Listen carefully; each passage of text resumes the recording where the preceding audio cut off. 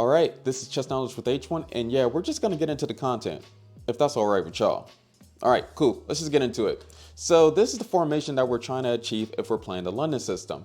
You already see it. You see the tower that we're trying to achieve here. And then we got the bishop on d3, we got the knight on d2, we got a knight on f3, bishop on f4, we got the kingside castled king over here chilling, watching Netflix. We got the rooks on the e file and c file. It doesn't exactly have to be like this, but this is the formation that you're trying to achieve, that any London system player trying to achieve here. Sometimes the rook stays on the a1 square, sometimes the rook stays on the f1 square, we don't know, and sometimes the queen is not on e2 but they're on b3, and there's a lot of ideas that we're going to be talked about after we go over the variations. Let's get into it. So the first variation that I wanted to go over is basically the mainest of lines, all right? And we got the move d4. After d4, d5, bishop to f4. And usually we do bishop to f4 before we do the move e3. Now, if you go to any other square like bishop g5, it's a different opening. If you close in the bishop by doing e3, it's a different opening. In order for you to do the London system, the bishop has to be on f4. And so after the move knight to f6, which I do want to say that there are countless of moves that black could do in this position, which we will be going over 5 different variations that they could do here. After the move knight to f6, e3, c5 in this position, now they do not have to do the move c5. This is the main line here, doing the move c5, striking the d4 square, but they could do the move e6, g6, bishop f5, c6, bishop g4. If you want to be prepared, then I would go over that on your own time. But if you're just trying to play chess, hey, at least you're mindful of these other moves now since H1 told you. Let's get into this next move, c3. After c3, which isn't our only move too, because as the white pieces, we have a different move caliber that we can do here. And I would just, if you're looking at this position, I would just not be overwhelmed, of course, and just go down the line that you're the most comfortable in. So you don't have to do c3. You could do knight to f3, d takes on c5, or knight to d2. But for all my beginners out there, I would just keep everything very simple. Usually, if your opponent does the move c5, striking your center on d4, just do the move c3. It makes your life way easier. After the move c3, knight to c6, knight to d2 in this position. Now, after knight to d2, bishop f5, queen b3, attacking the b7 pawn. And then after queen b3, queen to d7, knight to f3, c4, queen d1, e6, bishop e2, and then we got the move b5. So they're either trying to do the move b4 or they're trying to get this pawn break here. It's going to take a little bit of time though. After castle kingside, bishop to d6, attacking our bishop. We take their bishop, queen takes on d6, and this is a totally equal position that both sides can play. It's very playable. Now the London system has a lot of positions where it is equal, all right? And that's why, you know, it's not very it can be an aggressive opening, but on elite chess if elite chess players are playing the London system, it is very not advantageous for white. And when I say that, I mean usually since white has the first move, they want to play openings that give them a small advantage throughout the opening. You're not going to see that with the London system if black does not mess up, of course. Now, even in this variation, there are a few sidelines here that can happen here. For example, instead of doing the move knight to d2, we could do bishop to d3, preventing our opponent from going to bishop to f5. Do you remember what happened with knight to d2, bishop f5? What happens if we just do bishop d3, which has happened before? Bishop d3, queen b6, b3, g6, h3, bishop g7, and then after bishop g7, they're trying to develop their bishop, castle their king, knight to f3, knight to e4 automatically, and then castle kingside. Smidget, the computer is saying a smidget better for the black pieces, but I would say there's still some play on both sides. Now you can mess up very badly. Instead of doing the move b3, you're probably wondering why didn't white just do the move queen to b3, challenging the queen on the b6 square, which this could happen. c4, queen takes on b6, which is forcing us to exchange queens with our opponent. And for the white pieces, we're trying to have an advantage. We're trying to be as aggressive as possible, but if we trade queens, we're not going to have the advantage that we're supposed to have with the London system. So after the move queen takes on b6, a takes on b6, bishop to c2. This is very comfortable for the black pieces and actually a smidget better for the black pieces. I've played these type of positions all the time, and you're going to have to avoid these certain positions if you're playing the London system with the white pieces. Now, let's go back to knight to d2. After knight to d2, bishop f5. The move queen b3 doesn't have to happen. You could play the move knight g to f3. After knight g to f3, queen b6, knight to h4, and then if your opponent plays the move bishop to g4, then you could do just queen to b3 still. But if they do the move bishop to d7, just these are usually the same exact moves, and you're going to realize this in the other variations that we're going down. Now, after queen to c2, knight to h5, bishop to g3, knight takes on g3, h takes on g3, then we have the move g6. After g6, bishop to e2. This is actually a pretty solid game for the white pieces, and it is defendable for the black pieces. Notice that we have two knights instead of two bishops, so if the position opens up, then black will have an advantage. If the position stays closed, then white can have their advantage with the two knights. And I'm thinking that's it for the first main variation. Let's go down to the second variation. Now, with the second variation, this is what we got here. d4, d5, bishop to f4, and then we got the move c5. After c5, just targeting the center immediately, because remember the last move was knight to f6.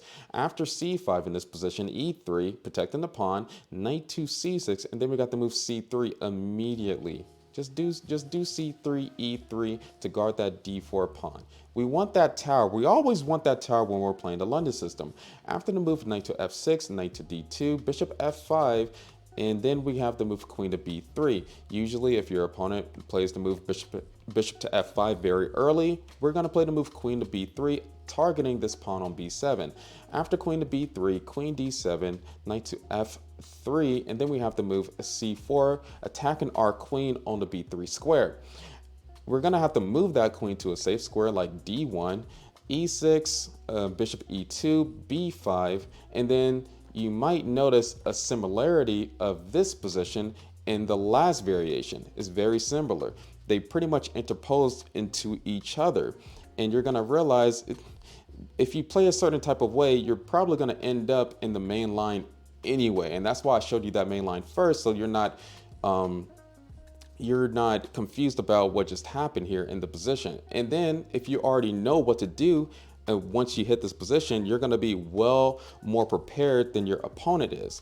Now, it could have went a different way, like for example, after the move c3, your opponent does not have to play the move knight to f6 that goes into the first variation. They can play the move immediately, queen to b6. After queen to b6, queen b3, and then we can have some type of position like this. And remember, queen can't take on f5 because of the move queen takes on b2. This is a main move that you have to remember if you're going to play the London system. Do not take that bishop. Do not take that bishop. But instead do the move queen to c1. After queen to c1, they can do the move g5. You're not going to see the move g5, especially if you're below 1,000 elo on chess.com. You're not going to see the move g5. Bishop takes on g5. You might see it now since, if they watch me, then it's in the video now. But after the move g5, bishop takes on g5, knight takes on e5, knight d2, f6, bishop f4, knight to e7, b3, and this is pretty much equal for both sides here. Smidget better for the black pieces. All right, and let me just say this. After knight to f6, it doesn't have to go exactly along those lines. There are other variations that could be played, but that is the variation that is played by most masters. These variations that I'm going down is already played by masters from the past. Usually you want to stay along those lines and then figure out the novelties along the previous theory that we already know, just to give you a heads up on that. Now, after the move knight to f6, which was played in the second variation, like striking the center with c5, and then we got the move knight to d2. After knight to d2, bishop f5 does not have to be played here. a lot of things can be played, and I just want to skip through this. Not skip through it, but you know, go through it a little bit faster because I just want you to get a gist of exactly what could happen. They could play the move e6, not bringing out the bishop on f5, which I would say is definitely a turnoff for the black pieces. Usually you want to get that bishop out whenever you can because it just clarifies that you're already equalizing the game when you have that bishop outside of the pawn chain as the black pieces. Now, with the move knight g to f3, bishop d6, bishop g3, castle kingside, bishop d3, b6, a queen e2, okay? And then we're just gonna continue on here, and this is the position that you might arrive at. And yeah, you got the diamond here. The only thing that you're missing is your bishop on the f4 square. We got the bishop on d3 though, and we have a lot of clear ideas, like for example, going e4, bishop b1, queen d3, and we're gonna talk about the ideas pretty soon. So, you know, just wait, we're gonna get there. Now let's go down to the third variation that could happen here in this position. Let me just check the camera right quick, and we're still in there. We're still good. The third variation, d4, d5, bishop f4, we could see the move e6, which I would say is less threatening, I'm not gonna lie. Because like I said before, their bishop doesn't have a chance of going to the f5 square now. We don't have to worry about those lines at all. So after after e6, e3, and then they're going to challenge our bishop immediately. And usually when they challenge our bishop, we can either leave that bishop right there, or we can go to bishop g3. So the main move is actually going to bishop to g3, even though the second most popular move is going to knight to f3 as the white pieces. Just to give you a reminder, doubling up the pawns on the f file is no problem. All right, we're just going to have extra strength on that. We're going to have an extra hold on that e5 square, and a lot more mobility with our knights, our knight on g1 and our knight on b1. So after the move bishop to g3, and they didn't capture the bishop because we could potentially do the move h takes on g3, opening up our rook on the h7 pawn, which our opponent wants to castle on the king side. So that's why bishop g3 is played here. After bishop to g3, knight to f6, knight d2, bishop d3, and remember, after c5, c3, queen c7, and then after the move queen c7, the most popular move is knight g to f3, but I'm going to teach y'all a secret move that actually haven't been beaten in the master database on leechess.org. And so after the move knight g to f3, okay, let's just continue on here. They finally trade bishops. They get the move e5 because that's what they're trying to achieve on their position, e5, and then get their bishop out on the c8 square. And so after the move, after d takes on e5, because we can't just get forked, right? If we allow that pawn to stay there and we do some other stupid move like a3, then they can fork us with e4, which is crazy. We don't want to get forked. And so we got this move d takes on e5. After d takes on e5, okay, we got this, and this is completely equal. Completely equal position. This is playable for both sides. We got some dynamic pawn structure here, which could be a decisive win for either side. But at the end of the day, you know, it's 50-50. Now, the secret move that I wanted to show you right quick, and you're going to have to watch this, all right? Because this secret move is going to blow your mind. I'm not even going to lie. I didn't even figure it out. I might play the London system after finding this. All right, so let's go back into this last position. Instead of playing the move knight g to f3, we could play a quick f4. Now, the computer might hate it at first until you go through a few more moves, like f4, they're going to do the move b6. Now, the computer is saying, though, that black could play the move b5, which I don't see a master game with the move b5 in this position. I know a lot of people might be thinking, well, the bishop can take the pawn on b5. What do you mean? b5 is not a good move. Well, the move is actually queen to b7, attacking the bishop. If they try to protect the bishop, then they can do the move, not only c4, trying to trap the bishop, but I was thinking about the move a6. Bishop has to move, queen takes on b2, and there's a whole different position that you're going to have to think about if you're playing this line. But you know, you don't even have to take the pawn. You could do knight g to f3. But In this position, the opponent played the move b6, most popular move. And then we got this move, queen to e2, knight to f3, bishop, and we're not gonna go through the move knight to e5 because it's not the best move, but the best move is actually doing the move bishop to h4, c takes on d4, knight takes on d4, and this is actually not knight takes on d4. You could do e takes on d4. Actually, you could still do knight takes on d4, I guess. It just looks a little bit awkward to me, I'm not gonna lie. And yeah, you can play an assortment of moves here with the white pieces. Bishop h4, you got this little stone wall type of clamp in the center, which they're gonna have to deal with. Okay, and I'm thinking that's it on that variation. Yep, that's it on that variation. Let's get into the fourth one. The fourth one, d4, d5, bishop f4, and then we got this move c6, which is pretty awkward. It is an awkward move. But after c6, e3, bishop f5, and then we have this straight c4 move. Since our opponent didn't want to do the move c5, you might as well just do c4 and strike their center. Just do whatever your opponent allows you to do. So after this move c4, they're going to do their little London system, I guess, and they got their bishop outside of the pawn structure, right? And so after the move knight to c3, knight d7, and we could do the move queen to b3. If their bishop is ever moved, guys, always think about the move queen to b3, especially if you pushed up your c pawn. So after the move queen to b3, they're going to do queen to b6 to challenge our queen. We can do c5, attack their queen, and then exchange queens. This is good for us. We got our pawn structure right here. We can push up this pawn all the way. And then +2, they're gonna have to figure out the move e5 in this position just to equalize, which after e5, bishop g3, g6, and this is good. This is fine for both sides. But if they do the move a6, you get a smidgen of an advantage because after a6, b4, and they're going to have to do the move rook to c8 because if we get the move, let's say they do knight to f6 and we can get the move b5, this is exactly what any London system player wants. Getting the move b5. After c takes on b5, we could do bishop takes on b5, or we could do knight takes on b5.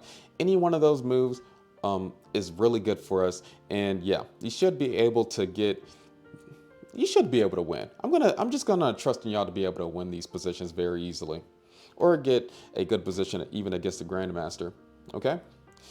And if we was continue on in this variation here, this is no problem for the white pieces, and anything can be played here. We're controlling the position, especially when we can just keep our king in the center and do the move g4 to attack our opponent's pieces. Or we could just keep on developing bishop to e2, castle kingside, etc. All right. Now, let's get into our last variation, and then I'm going to go over ideas of what you could do after you achieve these variations. In the fifth variation that we have here, we got d4, knight to f6, bishop f4, and then we got the move g6. And I know technically this opening is just the Indian defense. Technically, this isn't the London system. Well, you're gonna do the London system formation still. Let me just show you. And I just wanted to show you this because I know that some of you is going to be facing people that wants to do the King's Indian defense structure against anything that you play. And this is a very simple game plan, all right? Very simple. They did c5, we do c3. We're putting the pieces at the exact same spot. And the more that you play this opening, the more you're going to get the gist of exactly the key moves that you're supposed to do in the London system. And bishop h2. And we're doing the move bishop h2 because sometimes we can get hit with the move e5 just randomly, or we can get hit with the move knight to h5. So you might as well just bring that bishop back and it's safer. That's what certain grandmasters like to do. You don't have to do it, but certain grandmasters like to do it.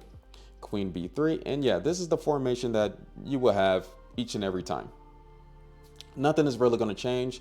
And just to explain, the move a4 happened because you're stopping the plan b5 from happening because of this bishop that's alone is diagonal. So now if your opponent tries to expand on the queen side, you can be like, no, cold stop on that one. Now let's just look at all 5 games. this video is already going to be long anyway. Hopefully y'all can learn from this and play a perfect London system afterwards. Let's get into this first game. We got this game, Slobodan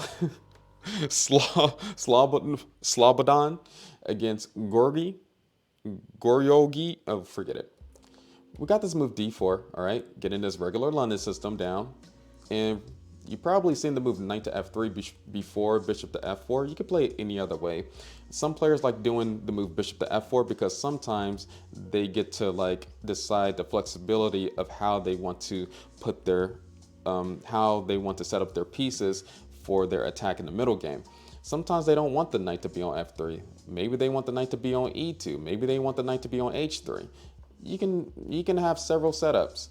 Bishop f4, they do the move c5. We're gonna do e3 first instead of c3. And then after e3, yep, now we got this diamond, all right? Exact same thing in every position. And we got our bishop on f4 outside of the pawn chain. Whatever they play, we can play that all the time, no matter what they're doing here. After the move h3, castle kingside, bishop d3. And this is the formation that we got. What did I say? What did I say about the formations that we're going for each and every single time? All right, we're going for these formations for a reason. Don't forget it. So let's continue on with this game. We already know what they're trying to do. And oh snap, this is a secret move, h4. What is the plan here? And I want to show you throughout these games the ideas that white could do, because most people think that you could be all you have to do is be passive in the London system, but these games is going to show you exactly how to be actually pretty aggressive. And you want to be aggressive in chess, because why are you playing chess if you're not being aggressive? You're trying to put the pressure on your opponent to make a mistake so that you can get a winning position, and then you can get a win from that winning position. That is that last step that you have to remember, because most people lose winning positions. E takes on d4, and then notice, okay, so this is the first strategy that you need to remember. Once you're done developing pieces, and usually this happens, you know, if the king was castled, but you're gonna realize white's plan here. After the move knight to e5, which, remember this, that's a key move that we're doing here. Knight to e5. After knight to e5, bishop to b7, and even if they capture, we just capture back with the pawn. It really does not matter at all. After knight to e5, knight 2 to f3. Well, knight d to f3. I just made it more complicated on myself. Knight d to f3. And then we got our other knight on the e5 square. And this is already winning for the white pieces. Crazy enough. This is already winning. a4, make sure that they don't do the move b5 to try to expand. And then after the move rook to f8, which is very silly, but we have this major move, not castling kingside, but just doing g4. And that's how winning we are.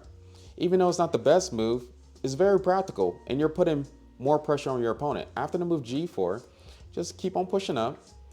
All right, now we got an open file on the g file, attacking this pawn on g7.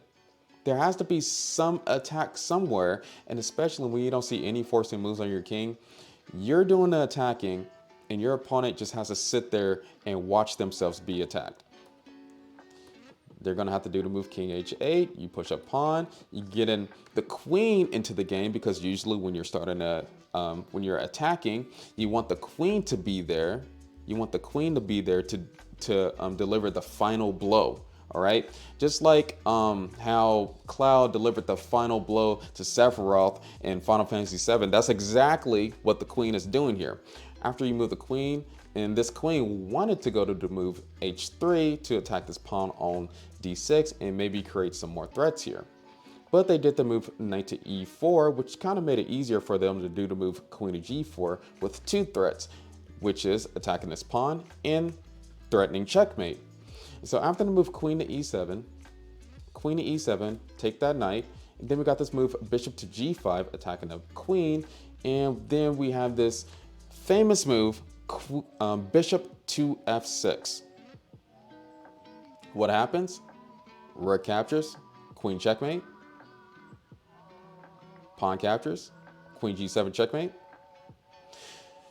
The only move to prolong this, because this is a forced checkmate in 6 moves, is queen to g6. But if you're looking at moves like queen to g6, you might as well just resign it, all right? If your opponent is doing moves like bishop f6, you might as well just resign it. You're facing Magnus Carlsen at that point in time, and there isn't even a move that you could do like queen to f7 or rook to f7, because this knight is covering all these squares and this bishop is covering this whole h4 to d8 diagonal. Let's go into the second game right quick. So in the second game, we have the move d4, playing the London system, and then after playing the London system and see that white did not care if their bishop got taken, because it really doesn't matter our pawns being doubled on the f file. Some people like it, some people don't. You're gonna have to decide what you do or don't like. Especially this is your opening repertoire. If you're trying to play the London system seriously, you're gonna have to decide those things. And so after the move knight b to d2, bishop d3, they do c5, we do c3, you already know. Same plans. Okay, knight to e5. Again, remember this move. Queen c7, f4. Remember this move. After f4, oh, whoa. What just happened here? Well, black just fell for the Greek sacrifice, because if queen takes on, not queen, but king takes on h7, queen h5, king goes back here, queen takes on f7. If king goes to like h7 in this position, then we can just either check again, or we can take a free rook. Either one is fine. This is completely winning for the white pieces. And how this game ended was, he didn't even take the bishop, but they did king to f8.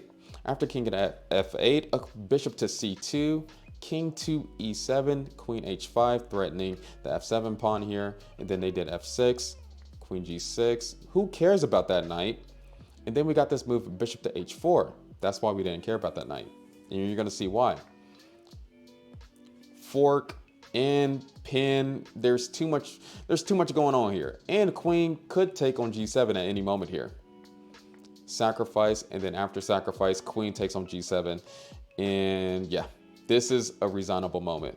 Even if the king goes to d6 in this position, white could just queenside castle. If they go to e8, then you already see this move, bishop takes on f6. Ugly game in the London system. And if you want to play like this, keep on playing the London system. If you're trying to be proficient at a opening, I would suggest play that opening in the classical games, more than 40 games. And actually learn from those 40 games, learn from your mistakes of your losses. Just a tip that I wanted to add in there. Let's go into the third game right quick. Very simple, same stuff. I just want to show you right quick. Same stuff. And you can go back in the video and rewatch the moves that was played here. Bishop d3, knight to e5, and they did knight to e5 before they was able to do the move e5. Idea there, because they did the move rook to e8, so you already knew what they wanted to do. Stop your opponent's plans whenever you get a chance. And now we're gonna see what happens if they capture the piece that you put on the e5 square. D takes on e5, knight to e7, f4, and then we have this move, queen to b6, attacking our b2 pawn, which some people might be like, oh snap, we got to do a move like a b3. But why do b3 when you could do queen to b1, attacking their h7 pawn? Attacking their h7 pawn. They did a threat, so we need to do a threat. And after our threat, they did the move knight to f8, and we have to remember exactly what our opponent is doing here. We have to know exactly what our opponent is doing here, because they have this threat. If we didn't know any better, if we just castled our king here, they could be winning potentially with the move c4, and then we have to do bishop c2, and then they get a free pawn on e3. That's why we got the move bishop to f2. And not only that move could be played here, but bishop c2 could be played. After bishop to f2, very simple. Then we have this move c4 steal and knight to f3. After knight to f3, b5, a3, a5, castle king side, bishop d7, knight to g5. This is already a +2 lead for the white pieces, just based on the coordination of how everything is going along this B1 to H7 diagonal and this knight on the G5 square. It's crazy. After knight to G5 and then this ugly move H6 attacking our knight, which are we just going to go back to knight to F3? That would equalize the game, yes, but why go back to knight to F3 when we could just do bishop H7? If knight captures the bishop, then clearly we have queen takes on H7, king F8, and then we have this whole attack here, and we even got weird moves like bishop to H4 trying to prevent our opponent from escaping on this E7 square, which pretty much still forces them to go king E7. They don't even have time to take the knight on the G5 square. And let's say they just did king to H8. Well, they fall for checkmate at 1, which is knight takes on F7. Let's go into our next game. Same concepts, let's get into it. D4, all right. And now our opponent is fianchettoing on the king side. So we might see some King's Indian defense structure with the London system. Let's see what to do about that. All right, so our player here, Martha, against Olga, they decided to do knight to C3 against a King's Indian defense. But they did the move D5. After D5, and this is still the London system, don't worry. H3, queen F3, queen takes on F3, then they do the move C6, bishop D3, and then we have this move G4. Because we want to castle on the queen side, so why keep those pawns in bay? We're not castling king side. After the move B5, castle queen side still, and then we have this move king B1. Remember, do the move king B1 if you're castling queen side to protect that pawn on A2. That could be very disheartening, especially if we would have kept our king on C1 and then we did the move H4, and then we were gonna have to like watch out for moves like B4, even though that it doesn't work right now, and this is still pretty much a smidget better for the white pieces. This could be threatening. You never know. You just never know. So why not just do the move king B1 anyway? Bishop E5, all right. Bishop H2 isn't the best move, but we're still going at it, and that's what's fun about the London system. All right, okay. Bishop F5 to break up the pawn structure around their king side. We got the rook on G1, and this is already losing for the black pieces. Bishop back to E5. They're trying to make something along the queen side, but they don't have time to, especially when white has the move rook takes on G7. Rook takes on G7, which in this position, black resign already. Because if king takes on G7, rook G1, wherever the king goes, right? Wherever the king goes, if they go to king H6, then bishop F4 is winning. If they go to king H8, then they can just do the queen sacrifice. And this is checkmate. That's a fancy way to do it. That's kind of messed up. Why not just take it with the bishop? But whenever you have a chance to sacrifice the queen, just sacrifice the queen. If you know it's checkmate, of course. Last game, all right? And usually if you want to learn ideas in the openings, go through the games. If you're trying to learn ideas, go through the previous games in the past, because you can learn from that.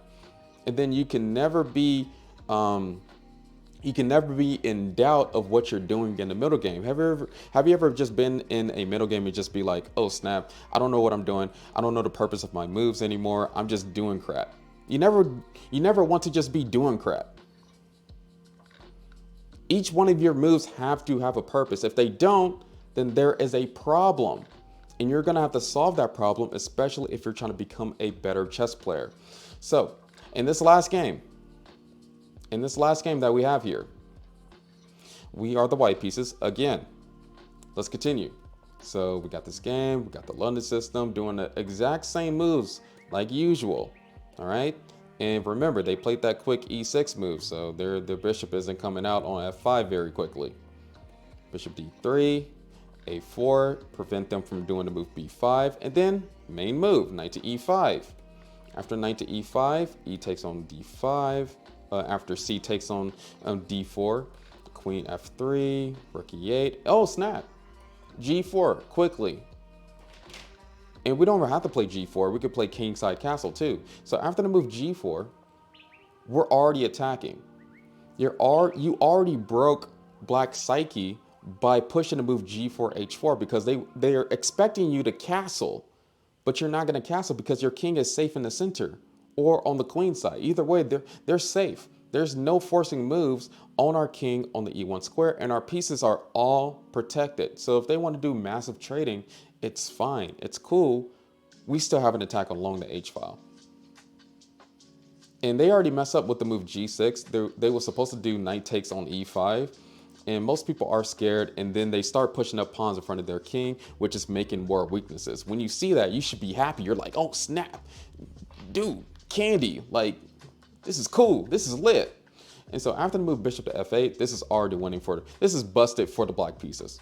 Because the move H5, all right, you open up the H file, bishop G5, you pin the knight on F6. And so now the queen basically can't go anywhere. The knight goes back because they don't know what they're doing. Queen H3. And if this knight wasn't here, queen can just go to H7 and do some damage. Bishop C6. I don't know what they're doing anymore. And then this is when everything went bad. When the queen moved to B6. Because if the queen didn't move, they could recapture the knight with the F6. They could recapture the bishop with the F6. They can recapture the bishop with their queen. But since they have to recapture the bishop with their bishop, then we have to move queen H7, king F8, and queen takes on F7. So hopefully this was a good tutorial. And if you made it this far, you might as well just like the video.